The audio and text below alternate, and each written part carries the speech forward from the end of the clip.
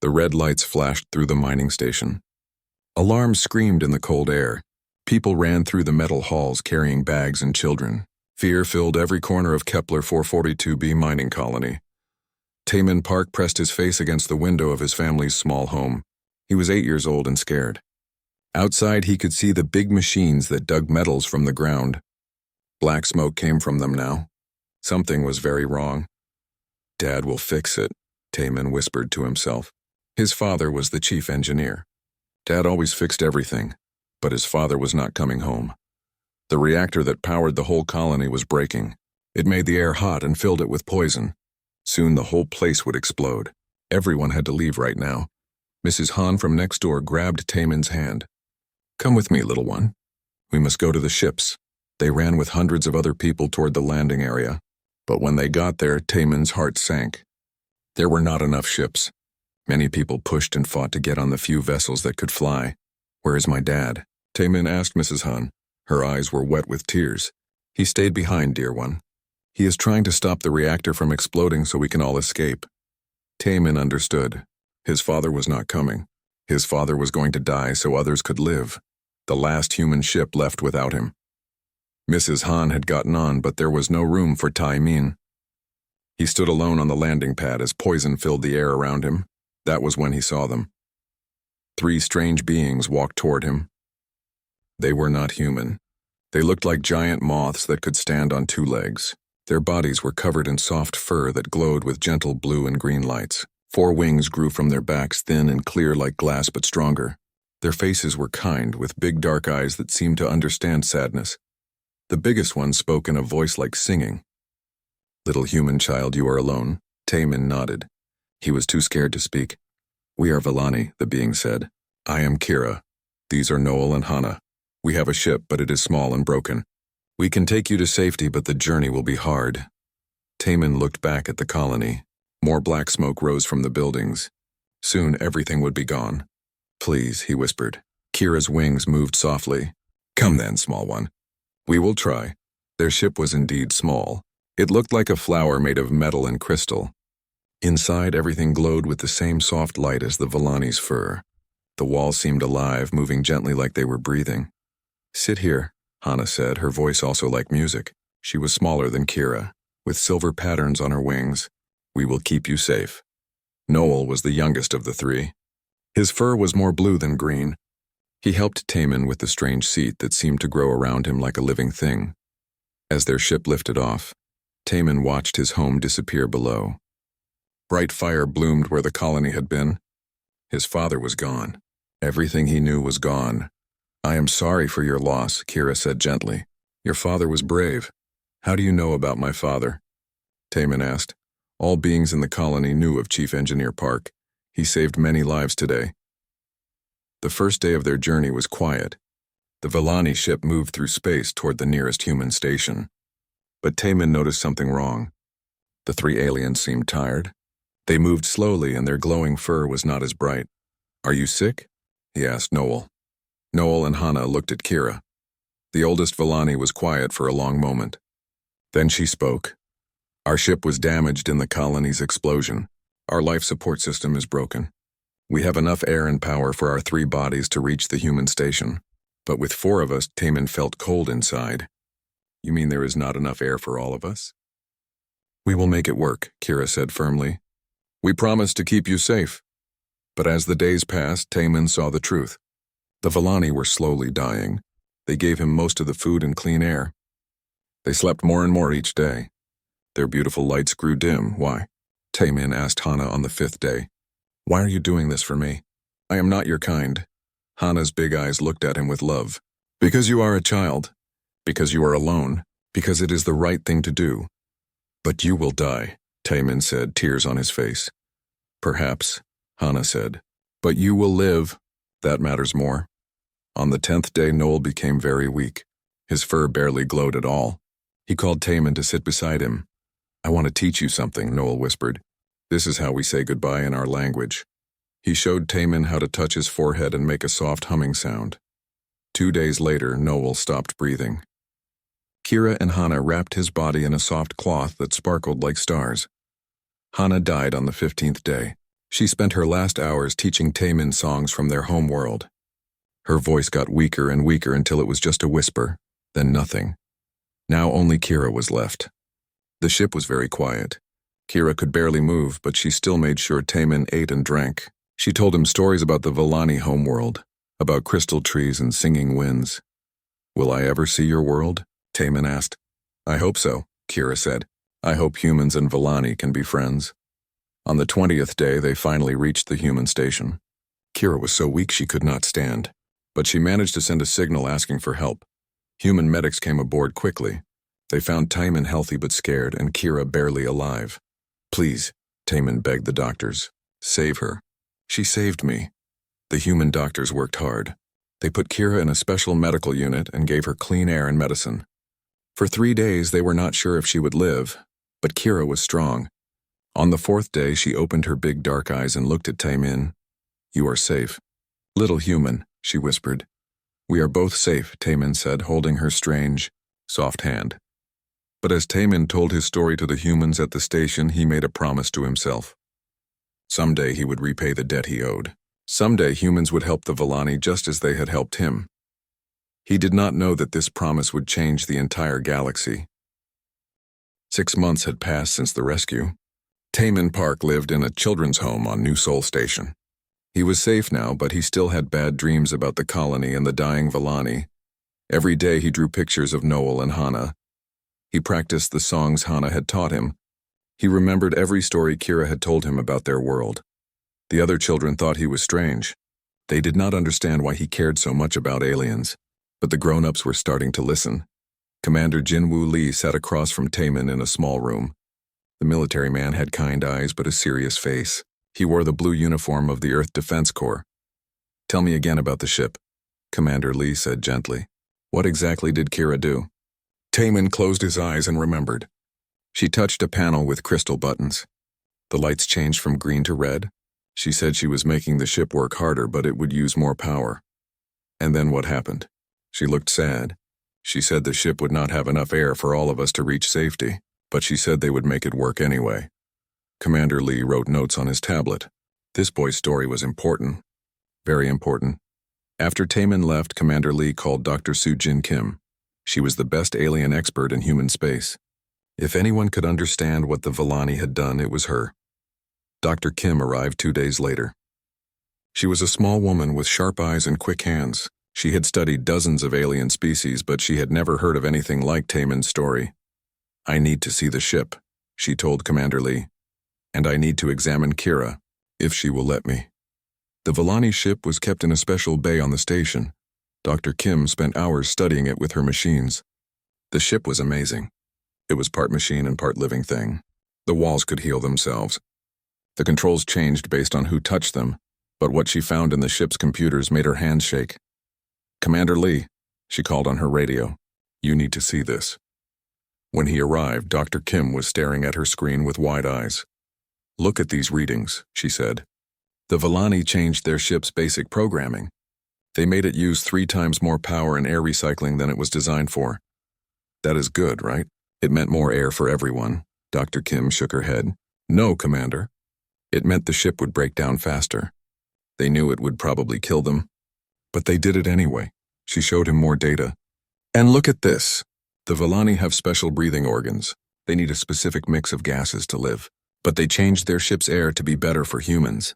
They slowly poisoned themselves to keep Taemin healthy." Commander Lee felt cold inside. They knew they would die. They knew it was very likely, but they chose to save the boy anyway. That same day, Dr. Kim met with Kira. The Villani had recovered from her ordeal, but she was still weak. She stayed in a special room with air that was right for her species. "Why did you do it?" Dr. Kim asked directly. Kira's big eyes looked surprised. "Do what?" "Save the human child.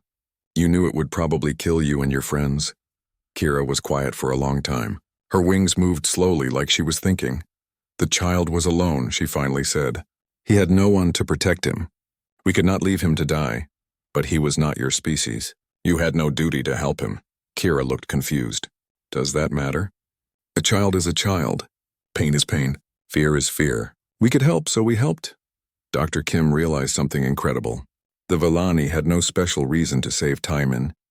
They just thought it was the right thing to do, but there was more to discover.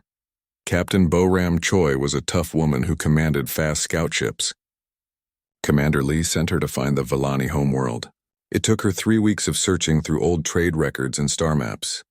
When she found Lumenia, the Vellani homeworld, her heart broke. The planet was dying, once. Lumenia had been covered in crystal forests that sang in the wind. Cities of living light had grown among the trees. Millions of Vellani had lived there in peace. Now the crystal trees were black and broken. The cities were empty. A terrible sickness had spread across the world, killing the forests and the people. Captain Choi landed her ship near one of the few remaining Vellani settlements. Only a few hundred beings lived there now. They moved slowly, sadly, among the dying trees. An old Vellani named Elder Sung met with Captain Choi. His fur was white with age, and his wings were torn and scarred. "Why have humans come here?" he asked. His voice was tired. "We came to learn about your people," Captain Choi said. "3 of your kind saved a human child. We want to understand." Elder Sung's eyes became brighter. "Kira, Noel, Hana, they are alive?" "Kira lives. The others died saving the boy." Elder Sung was quiet for a long time. Then he said, "They were good people. It does not surprise me that they would help a child, even a human child." "How many of your people are left?" Captain Choi asked. "Perhaps 50,000 spread across a dozen dying worlds. The plague kills our forests and we cannot live without them. We will be extinct within a generation. What if humans could help?" Elder Sung looked surprised. "Why would humans want to help us? We have nothing to offer you. We are weak and dying." "Because 3 of your people saved one of our children," Captain Choi said simply. When Captain Choi returned to human space, she brought terrible news. The entire Vellani species was dying. They had perhaps 20 years left before they were all gone. But she also brought samples of the plague that was killing their world. Dr. Kim studied it in her laboratory. It was a strange disease, part virus and part machine. Someone had created it on purpose. "This is not natural," Dr. Kim told Commander Lee. "Someone made this plague to kill the Vellani. Who would do such a thing? I do not know yet, but I will find out." Meanwhile, Taemin's story spread through human space. News reporters wanted to interview him. Military leaders studied the records from the Vellani ship. Scientists examined every detail of the rescue. The more humans learned, the more amazed they became. The Vellani had not just risked their lives. They had overcome their deepest fears. Dr. Kim discovered that Vellani had evolved on a dangerous world. For millions of years, they had learned to fear other intelligent species. It was built into their bodies and minds, but Kira, Noel, and Hana had fought against millions of years of evolution to save one human child. They literally rewrote their own programming, Dr. Kim explained to a meeting of Earth's leaders. Every instinct told them to run away from the human child, but they chose to help him instead. The room was silent. "And now their entire species is dying," she continued. "They are peaceful people who never hurt anyone, but someone is killing them all." President Hyun-Soo Park stood up slowly. He was a tall man with gray hair and serious eyes. "Send a message to the Vellani Elder Sung," he said. "Tell him that Earth wants to talk." But some humans were not happy about getting involved. Senator Daon Kwan spoke against helping the Vellani. "We have our own problems," she said in the Earth Assembly. "We cannot save every dying alien species. We must think of humanity first." Others disagreed. Admiral Min Ho Jung had read all the reports about Vellani technology. Their ships could heal themselves. Their medicine was far ahead of human science. They could help humanity in many ways, but for most humans the reason was simpler. 3 Vellani had died to save one human child. That meant something. That meant everything. The debate continued for weeks. But deep in human space, on dozens of worlds, people were making up their minds. The Vellani had shown what it meant to be good. Now it was humanity's turn. 1 year had passed since Earth declared the Vellani under human protection. The galaxy held its breath, waiting to see if humanity would keep its promise. The test came on a cold morning on New Chrysalis, a small world where Vellani refugees had built their largest settlement outside their home system. Admiral Kang of the Hegemony Alliance commanded a battle fleet of 30 ships. He was a cruel leader who believed that weak species deserved to die. The Vellani, with their peaceful ways and gentle nature, disgusted him. "Today we teach the humans a lesson. Admiral Kang told his officers. They cannot protect everyone. We will take the Volani biolabs and their technology. If humans want to fight us for these weak creatures, let them try. On New Chrysalis, the Volani lived in beautiful cities that looked like they were grown rather than built. Crystal spires reached toward the sky, connected by bridges of living light. In the biolabs, Volani scientists worked to cure diseases and grow new food. They had no weapons. They had never needed weapons. Young Yulhan Kim was on duty at the Human Defense Station when the sensors detected the hegemony fleet. He was only 22 years old, but he had trained for this moment. Sir, he called to his commander. 30 hegemony warships dropping out of hyperspace. Colonel Jaehyun Kim looked at the tactical display and felt his blood run cold. The nearest human fleet was 6 hours away. The defense station had only 12 fighters and a few missile platforms. Send the emergency signal to Earth Defense Command, Colonel Kim ordered. Tell them the test has begun. 4 hours away, Fleet Admiral So Young Park received the distress call on her flagship. She was Taemin's older sister, now grown into a fierce naval officer. The protection of the Volani was not just her duty, it was personal. All ships maximum speed to New Chrysalis, she commanded. Today we show the galaxy what human protection means. Her fleet was smaller than the hegemony force, only 18 ships. But these were not ordinary human vessels. For the past year, human engineers and Volani bioscientists had worked together to create something new. The ships looked different from normal human warships. Their hulls were covered in a substance that looked like crystal, but moved like living tissue. When Admiral So Young's flagship was damaged in testing, the biohull had grown new armor plating overnight. Admiral, we are still 2 hours from New Chrysalis, reported Captain Dong Jun Lee. The hegemony will reach the planet first. Then we pray that Colonel Kim can hold them off. Admiral So Young replied. On New Chrysalis, the attack had begun. Hegemony ships pounded the defense station with heavy weapons. Colonel Kim's small force fought bravely, but they were badly outnumbered. Sir, the outer defenses are gone, reported Lieutenant Min-Soo Park. The hegemony Marines are landing near the Volani cities. In the Crystal Cities, the Volani people gathered in their community centers. They could hear the explosions getting closer, but they did not panic. Elder Hojin had lived through the plague that destroyed their homeworld. He knew how to keep people calm in terrible times. Remember, he told the families with children, the humans promised to protect us. They will come. But some Volani were not content to simply wait. Scientist DeRay had worked closely with human engineers for months. She understood both technologies now. We may not have weapons, she told her team, but we have other tools. While hegemony Marines marched through the crystal forests, DeRay and her fellow scientists began to change their city's biosystems. The very buildings began to work against the invaders. Floors became slippery and hard to walk on. Walls grew thick and blocked doorways. The air itself became hard to breathe for species other than Volani and humans. When hegemony Marines finally reached the biolabs, they found empty buildings that seemed to fight back. Doors would not open. Lights went out. Computer systems refused to work. What is happening here? Demanded Commander Vextor, as his soldiers struggled through a hallway that kept changing shape. The Volani have turned their own city into a weapon, his lieutenant replied. Not a deadly weapon, but one that protects. Above the planet, Colonel Kim's last fighter was shot down.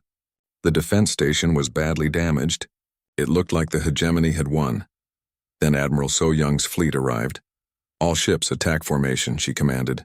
Show them what happens when you threaten our friends. The battle was unlike anything the galaxy had seen before. Human ships moved with fluid grace, their biohulls adapting to enemy fire. When hegemony missiles hit them, the living armor absorbed the damage and immediately began repairing itself.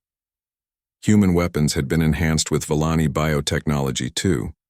Instead of simple explosions, they released viral programs that infected enemy ship systems, making them turn against each other.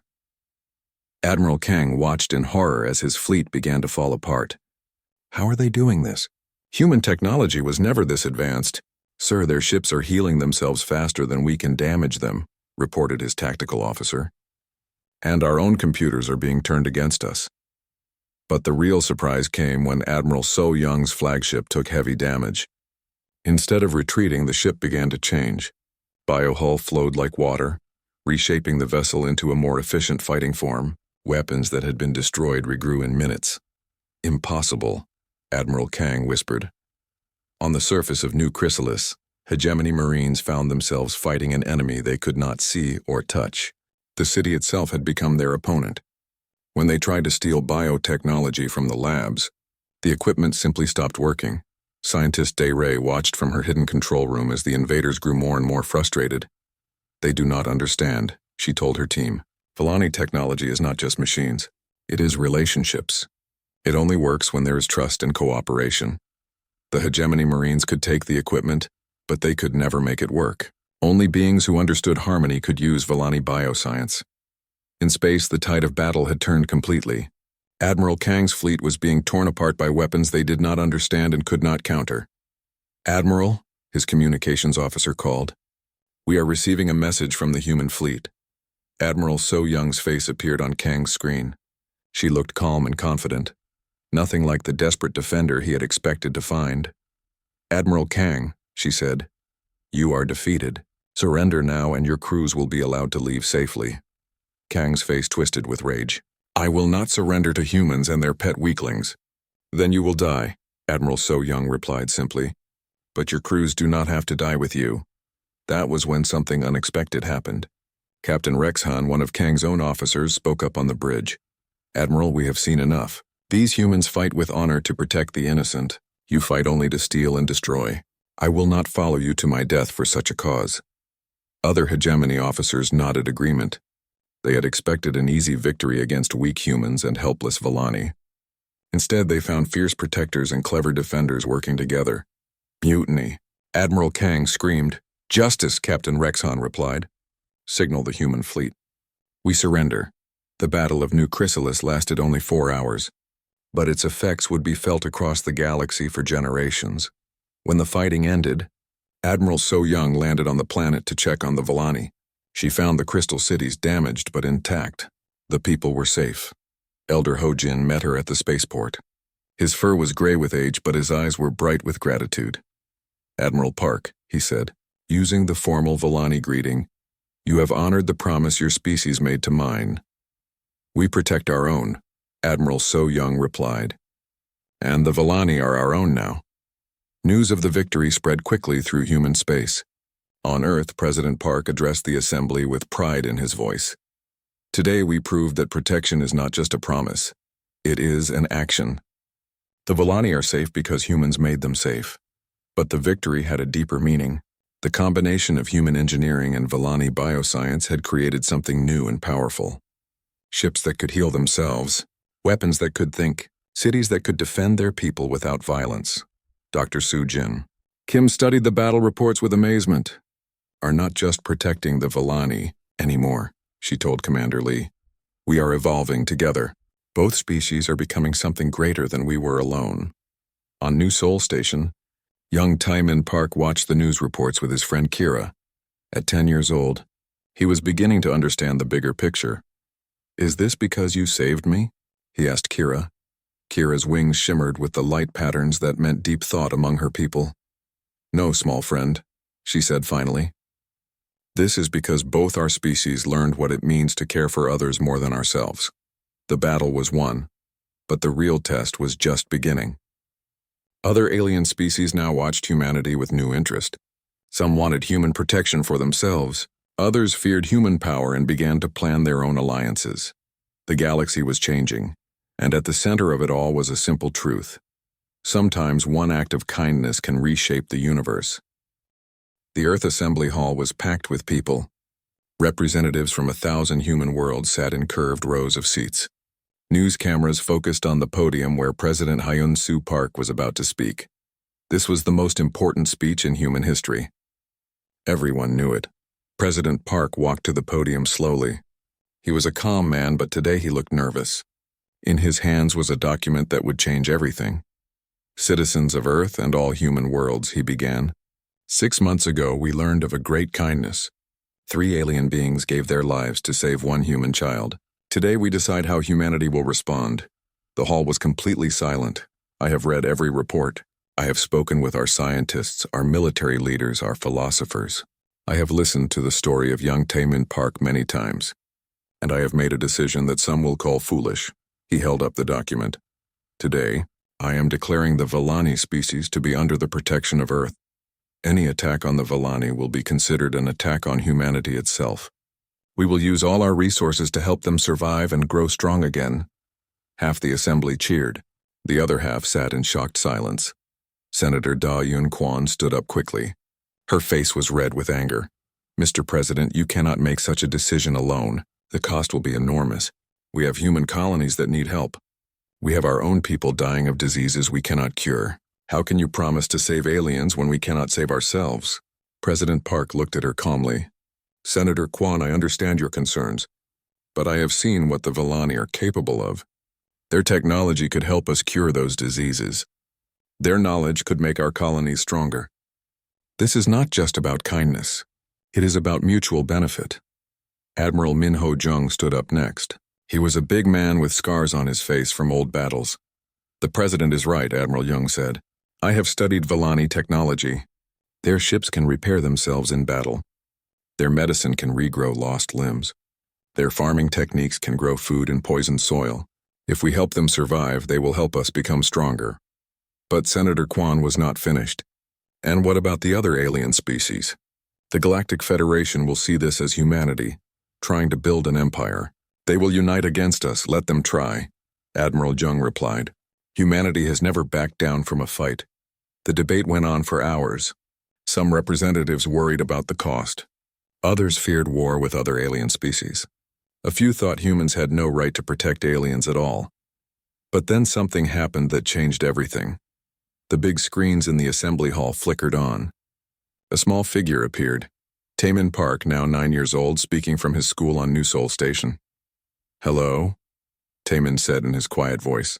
"I am the boy the Villani saved." The entire assembly fell silent. "I know some of you think it is not smart to help the Villani. You think it will cost too much or cause too much trouble, but I want to tell you something." Taemin's young face was serious beyond his years. "Kira, Noel, and Hana did not have to save me. They did not know me. I was not their species. I could not give them anything in return. But they saved me anyway because it was right." He paused, and his eyes grew bright with tears. "Now the Villani are dying, all of them, and we can save them. Maybe it will be hard. Maybe it will cost a lot, but it is right." The boy looked directly into the camera. "They saved me when they did not have to. Now we save them. That is what good people do." The transmission ended. The assembly hall was completely quiet. Then slowly one representative began to clap. Then another. Soon the entire hall was filled with applause. The vote was not even close.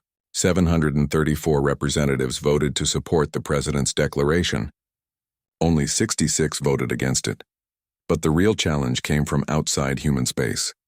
Ambassador Yuna Seo represented Earth in the Galactic Federation. She was a smart woman who had spent years building friendships with other alien species. Now those friendships were being tested. The Federation meeting hall was filled with angry aliens. Representatives of dozens of species demanded to know why humans thought they could make such a big decision without asking anyone else. Ambassador Korath of the Hegemony Alliance was especially angry. The Hegemony was a group of military species who believed in strength above all else. "Humans have no right to protect the Villani," Korath said in his harsh voice. "The Villani are weak. They are dying because they are not strong enough to survive. This is natural law." "Natural law says the strong should help the weak," Ambassador Seo replied. "That is what makes us civilized." "The Villani have resources we need," said Representative Zulmar of the Consortium of Free Worlds. "Their crystal forests contain rare minerals. Their biotechnology has medical applications. If humans control the Villani, they control those resources. We do not want to control them," Ambassador Seo said. "We want to protect them." "The same thing," Korath shouted. "Humans expand their influence by pretending to be heroes. Soon you will claim to protect other species too. Then you will control half the galaxy." Ambassador Seo stood up slowly. She was much smaller than most of the aliens in the room, but her voice was strong. 6 months ago, 3 Villani saved 1 human child. They did not do it for profit or power. They did it because it was right. Now that child species wants to return that kindness. If you call that evil, then perhaps you do not understand what civilization truly means. The Hegemony representative's eyes flashed with anger. "Fine words, human. But what will you do when we decide the Villani resources belong to us?" Ambassador Seo's voice became very cold. Then you will discover why humans have won every war we have ever fought. The threat was clear. Several alien species began talking excitedly among themselves. War between humans and the hegemony would tear the galaxy apart. Back on Earth, President Park met with his military advisors. General Il Sung-yoon spread star charts across the table. The hegemony has 3 times as many ships as we do, General Yoon said, but their technology is older. If we can get the Villani biotech working with our systems, we might have a chance. How long do we have? President Park asked. Maybe 6 months before they try something. They will test us first. Probably attack a small Villani settlement to see how we respond. Dr. Soo-jin Kim had been working around the clock with Kira and other Villani survivors. Together they were learning to combine human engineering with Villani biotechnology. The results are incredible, Dr. Kim reported. Villani organic computers can think and adapt in ways our machines cannot. Human manufacturing can build things the Villani could never make on their own. Together, we are stronger than either species alone. But the most important meeting happened in a small room on New Seoul Station. Kira sat across from Taemin Park. The boy visited her every day after school. They had become close friends despite the differences between their species. Are you afraid? Taemin asked. Some aliens want to hurt your people because humans are protecting you. Kira's wings moved gently. Among the Villani, this meant she was thinking deeply. I am afraid, she admitted, but I am also grateful. For the first time in years, my people have hope. Hope for what? Hope that we will live. Hope that our children will see the crystal forests grow again. Hope that the galaxy has room for kindness as well as strength. Taemin nodded. At 9 years old, he understood things that many adults did not. My sister is in the Space Navy now, he said. Her name is So-young. She says her job is to protect people like you. And what do you want to be when you grow up? Kira asked. Taemin thought for a moment. I want to help humans and Villani understand each other. I want to make sure what happened to you and Noel and Hana means something. 3 days later, President Park signed the official protection treaty with Elder Sung of the Villani. The ceremony was broadcast to every human world and many alien ones. As President Park and Elder Sung touched hands in the traditional Villani greeting, both leaders knew they were starting something that would change the galaxy forever. The question was whether it would change it for better or worse. 5 years had passed since the rescue that changed everything. The galaxy was a different place now, and at the center of that change was a world that had not existed before. New Luminia hung in space like a jewel. Half the planet was covered in crystal forests that sang in the wind, just like the old Villani homeworld. The other half was filled with cities of glass and metal that reached toward the stars, human engineering at its finest. Taemin Park, now 13 years old, walked through the central plaza where humans and Villani worked together. He was tall for his age, with his father's serious eyes and his mother's gentle smile. But what made him special was not how he looked. It was how he moved between two worlds as if he belonged to both. Good morning, Scientist Yoon-hee, he said to a human woman working at a biocomputer terminal. She was growing new medicines that could heal both human and Villani diseases. Good morning, young ambassador, she replied with a smile. How are your language studies going? Taemin switched smoothly to Villani speech, his voice taking on the musical tones that the moth-like beings used, growing stronger each day like the crystal trees. Near the fountain in the center of the plaza, Elder Sung sat with Governor Il-sung Lee. The old Villani and the human administrator met every morning to plan the day's work. They had become unlikely friends over the years. The third farming dome is ready, Governor Lee reported. The new hybrid crops are growing well. Elder Sung's wings rustled with pleasure. Human machines and Villani bioscience working together. My grandfather would not have believed such things were possible. Your grandfather never met humans, Governor Lee said with a chuckle. We have a talent for making impossible things happen. The conversation was interrupted when a young Villani named Jin Ho came running up. He was one of the new generation, born after the rescue, who had grown up with humans as neighbors and friends. Elder Sung, Governor Lee, ships are coming out of hyperspace. The three beings hurried to the communication center, where Captain Soo-jin Choi was on duty. She was watching the displays with interest rather than alarm. It is the Aquatic Confederacy, she reported. 12 ships, flying peaceful approach signals. Elder Sung and Governor Lee exchanged glances. They both knew what this meant. The Aquatic Confederacy was a group of water-breathing species from the outer rim of the galaxy. Their homeworld was slowly being poisoned by radiation from a dying star. They were running out of time. Ambassador Velmar of the Confederacy was a graceful being who looked like a cross between a dolphin and an octopus. She could breathe air for short periods, but she was more comfortable in the water-filled environment suit she wore. "Humans of Earth," she said in the council chamber, "we come to ask for what you gave the Villani. Protection." President Hyun-Soo Park, now in his second term, listened carefully. He was older now with more gray in his hair, but his eyes were still sharp and kind. "Tell us your situation," he said simply. Ambassador Velmar explained how the radiation was killing their world. Her people were good at building underwater cities and growing food in the ocean, but they had no way to stop stellar radiation. "We offer our knowledge freely," she said. "Our biotechnology for cleaning water and growing sea plants could help human colonies. But we need protection while we find new homes." Senator Dayun Kwan, still the voice of caution in the Earth Assembly, spoke up. "How do we know you are worthy of protection? The Villani proved themselves by saving a human child. What have you done?" Ambassador Velmar was quiet for a moment. Then she activated a holographic display. 3 years ago, a human research ship was damaged in our system. The crew was trapped underwater and drowning. My people saved 12 humans even though helping them risked exposing our hidden cities to enemies. The display showed Aquatic Confederacy rescue teams working desperately to save the human researchers. Several of the water breathers had died in the effort. "We saved them because it was right," Ambassador Velmar continued. "Just as the Villani saved your child because it was right." President Park looked around the assembly. He could see that most representatives were already convinced. "There is another matter to consider," Admiral So-Young Park said. She was now the highest-ranking military officer in human space, respected across the galaxy for her victory at New Chrysalis. "The Silicon Collective has also approached us," she continued. "They are artificial beings whose power source is failing. They offer to share their advanced computing technology in exchange for protection while they build new energy systems." Dr. Sujin Kim stood up. She had become Earth's leading expert on interspecies cooperation. "Both species have something in common with the Villani," she said.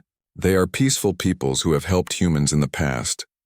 They face extinction through no fault of their own. And they offer cooperation, not submission." The debate that followed was shorter than the one 5 years earlier. Humanity had learned that protecting others made them stronger, not weaker. The vote was overwhelming.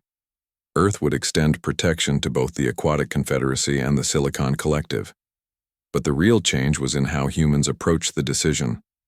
President Park announced the creation of the Terran Guardianship. Protocols, formal rules for deciding who deserved human protection. "Not every species will qualify," he explained to the galaxy via interstellar broadcast. "We will not protect conquerors or slavers or those who spread hatred. But any peaceful people who face extinction, who have shown kindness to others, who offer cooperation instead of exploitation, they will find sanctuary under Earth's protection." The response was immediate and overwhelming. Dozens of species sent delegations to Earth. Some were refugees fleeing disaster. Others were small civilizations threatened by larger, more aggressive neighbors. But not everyone was happy with humanity's new role. The Hegemony Alliance had grown stronger since their defeat at New Chrysalis. Admiral Kang had been replaced by someone even more ruthless, General Yixtar, who believed that humanity's protection of weak species was making the galaxy soft and vulnerable. "Humans collect species like pets," General Yixtar declared to his war council. "They make the strong protect the weak, which goes against natural law. This cannot continue." Plans began to form for a massive strike against human space. But the hegemony made a crucial mistake. They underestimated how much the galaxy had changed. On New Luminia, Taemin Park worked in the cultural center, helping newly arrived refugees adapt to life under human protection. Today he was teaching a mixed class of young beings from 6 different species. "The most important thing to understand," he told them, "is that being different is not the same as being enemies. Humans, Villani, Aquatics, and Silicons all think differently. But we all want the same basic things: safety for our families, food to eat, a chance for our children to grow up in peace." One of the Silicon Collective children, a small robot named Hex 09, raised his hand. But Teacher Taemin, some species like the hegemony say difference means one must be stronger and one must be weaker. Taemin smiled. Hex 9, let me tell you a story. 5 years ago, I was a scared little boy trapped on a dying space station.